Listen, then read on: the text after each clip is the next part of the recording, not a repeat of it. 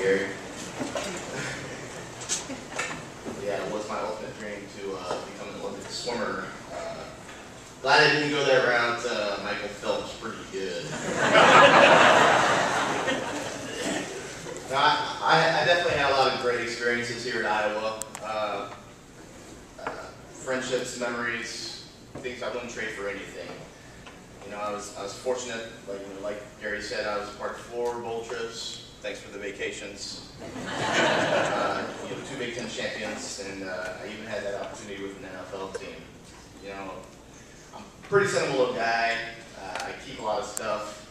I was digging through some of my old junk boxes this weekend and came across this letter. It's the first hand-signed letter I got from Kurt Ferentz. It was just a simple congratulation, you know, being named the Des Moines Register Elite All-State team. But, you know, I just kind of remembered how excited I was as a kid to get this, and I was just, you know, so pumped. And, hey, Coach, why'd you stop writing?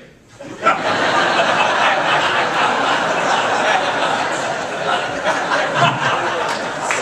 all reality, I know why.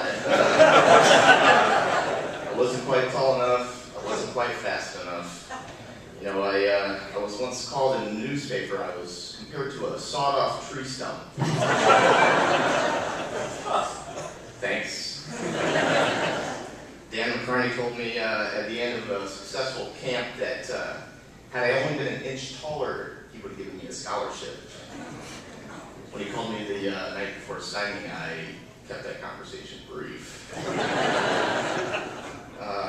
Ironically, I was supposed to attend the University of Northern Iowa. My brother swam for them, got records up there.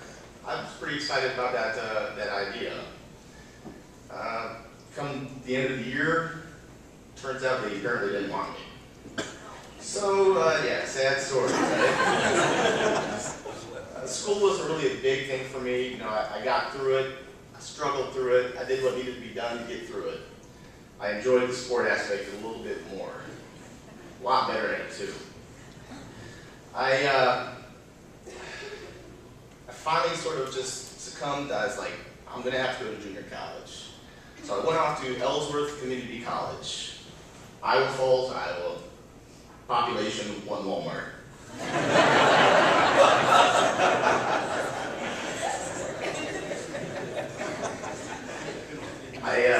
I played offensive tackle up there. Not really an ideal position for a 6'1", 275-pound guy. I got through the year. I did pretty well. I don't know if you remember a Van Briesen character, but I got the All-Conference Offensive Lineman Award over him. I was quite proud. I thought maybe it gave me a scholarship, but not quite.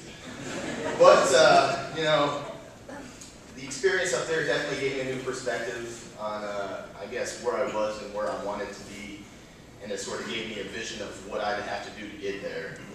I think it made me appreciate what I experienced here at Iowa a whole lot more. Some of the guys didn't really get it, and I was, I always sort of was just like, how good you have it here.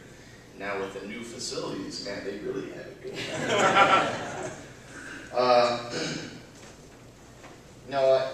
I'd like to think of my journey as being kind of unique. Coach Ferentz hadn't hired my high school coach, I probably wouldn't be standing here today. He definitely had a large role in me coming here. Coach inspired me to believe that I was capable of walking on the team. He inspired me to believe that I was good enough to, start on the team. It's just hard to sort of state how big of an influence he had on my life. It was the closest thing to a father figure, without being a father. I remember during my visit, they sat me down with Bruce Nelson, former walk-on, Dallas Clark. These guys were young. I didn't really know much about them, but I remember sitting down and getting a real good feeling about their experience here. You sort of got the feeling that they had an opportunity. Coach gave them a chance to do their best, knowing that if they did well enough, he would give them that chance. Needless to say, they sold me. My first 2 years were filled with lots of hard work and sacrifice. I got my rear kicked a lot. You know, I had the absolute best environment possible to become a better football player, which I'm grateful for. It was hard to see at that time, but getting pancaked on a daily basis by Eric Steinbach was making me better. Eventually, I learned to love the challenge of being double-teamed by Robert Gallery and Dallas Clark. And I finally saw the light once I was able to compete with them, even beat them. I did beat them. Not a lot. Now, I had a pretty good experience. Part of me coming here and walking on was that I got to play what I wanted to play, which was defensive line. I wanted to have fun. I wanted to get after it. Ron Aiken was the defensive line coach when I was here. Phenomenal guy. Stickler for details. Loved repetition.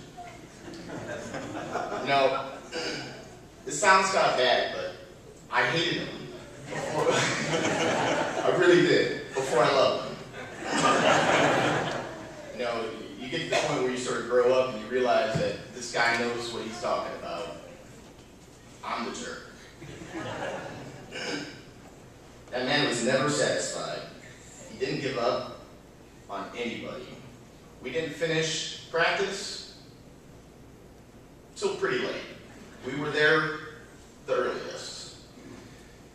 It was fun. Yeah. In the end, it was fun. You know, I definitely would not have been ready, you know, when my time came, though, if it wasn't for his adamant attention to detail, his caring nature, and, you know, all-around great coach. You know, and it's just a credit to Coach Ferentz that we had him on the staff. You know, I was absolutely sad to see him go, but I'm confident the defensive line coach we have now is pretty darn good. You know, I got my opportunity on a, you know, unfortunate circumstances. I had two guys go down with leg injury on the same play. Nothing that Coach Ferentz likes to see. Coach Aiken had this look on his face that might say that he was worried. Before the game, we had sent home some people with the flu, you know, one of them being a defensive tackle who was ahead of me. Coach looked over at me, looked over at Jory Holmes, the other tackle. I was actually an end. I hadn't gotten any reps that week at tackle. But he's like, guys, go. He looked as confused as we were. 30-yard run out to the middle of the field took forever. I was the most nervous I had ever been. I will always remember that moment. But in that moment, the frenzy, panic, I felt calm, knowing that the people around me were well coached, knowing that I was well coached. I didn't exactly know it at the time, but when I watched film, something had to have made sense, because I did okay. You know,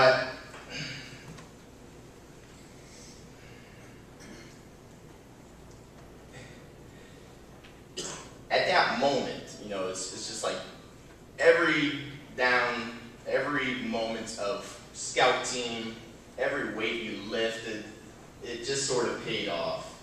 And, you know, it feels so good when something you work so hard for comes to light.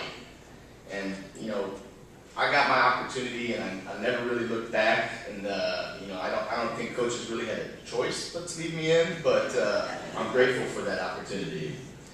You know, going to my senior year, you know, that was a blast. I was with a great group of defensive linemen. You know, Babineau, Roth, Robinson. We were a tight-knit group, and it was the closest thing you could have to a family. You know, within the family atmosphere of the team. You know, it was a unity that any coach would love to have a part of their football team. We played hard, we loved doing it, we loved working for each other, and those are the things that Coach sort of instilled upon us, and all of his coaches instilled upon us. There is one regret from my senior year. I wish that I hadn't played so terrible in the Capital One Bowl. They keep replaying it on TV. Coach, I definitely want to thank you for the opportunity. Always remember it, hopefully. I just kind of want to end it on this quote. It's from a mutual friend of ours, Randy Hirakawa. He sent me a message last night. He said, "Remember the principles of leverage. The best results come not from large-scale efforts and radical changes, but from small, well-focused actions." So this is sort of bringing us back to 2002, Break the Rock. By hitting it harder or more often doesn't necessarily do it, but by focusing your blows on the key points of that rock, where the greatest weakness lies, is the key. So good luck this weekend. Go Hawks.